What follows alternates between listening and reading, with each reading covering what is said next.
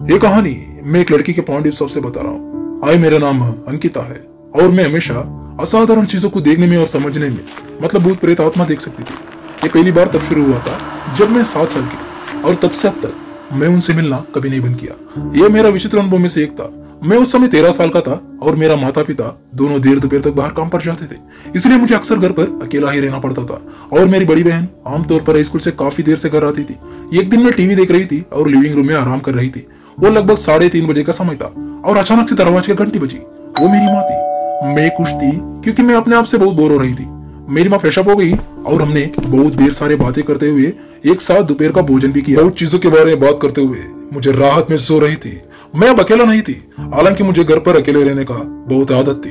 खाना खत्म करने के बाद भी कभी कभी मुझे अकेलापन महसूस हो रहा था। आश्चर्य की बात यह कि भले ही मेरी माँ घर पर थी, लेकिन मुझे उस कमरे से कुछ भी नहीं सुनाई दिया। आमतौर पर जब मेरी माँ घर पर होती तो मैं हमेशा उनके महसूस कर सकती थी और वो वास्तव में बहुत एक्टिव रहती थी। वो मुश्किल से ही अपने और मेरा पिताजी के कमरे में रहती है।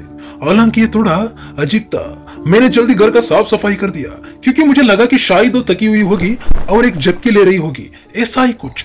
1 घंटा जल्दी बीत गया और मैंने अपने कमरे में आराम करने में व्यस्त था, इसलिए मैंने उस अजीब से खामोशी के बारे में ज्यादा नहीं सोचा। शाम के लगभग 5 बजे थे। दरवाजे की घंटी फिर से बजी और मुझे लगा कि मेरी बहन स्कूल से वापस आई है। हालांकि जैसे ही मैंने दरवाजे से देखा तो मेरे शरीर में ठंडक दौड़ गई थी। वो मेरी माँ थी जो बाहर खड़ा था, लेकिन मैं कैसा संभव था? माँ तो अपने कमरे में ही थी और वो कभी बाहर नहीं जाती थी। अगर जाती भी तो मुझे कुछ सुनाई देता। वो हमें बताए बिना कभी बाहर नहीं जाती थी। ये हिस्सा जितना डरावना है, उसने वही कपड़े पहन रखे थे जब वो काम पर जाती थी। उसके पास वही बैग होता था। मैं डर के मारे जाम हो गई। अगर ये मेरी माँ थी तो वो कौन थी जिसके साथ मैं बात किया और साथ में लंच किया? मेरा दिल जोर जोर से मेरे छाती पर धड़क रहा था और मैंने शाबाशी दिखाया और दरवाजा खोला। मेरी माँ अंदर रही और नॉर्मल बिहेव किया जैसे कि वो नॉर्मली करती थी। फिर वो फ्रेश अप होने के लिए अपने कमरे में चली गई। निश्चित रूप से मैं इस पूरे चीज के सही कल्पना नहीं कर सकती थी। मैं किचन से और भागी और मैंने वो देखकर घबरा गया क्योंकि किचन के सिंक में 2 प्लेट्स थे। दोनों ने आली में ही खाना खाया था। मुझे ऐसा लगा मैं पागल हो रही हूँ। मेरे साथ बहुत कुछ बुरा हो रहा था।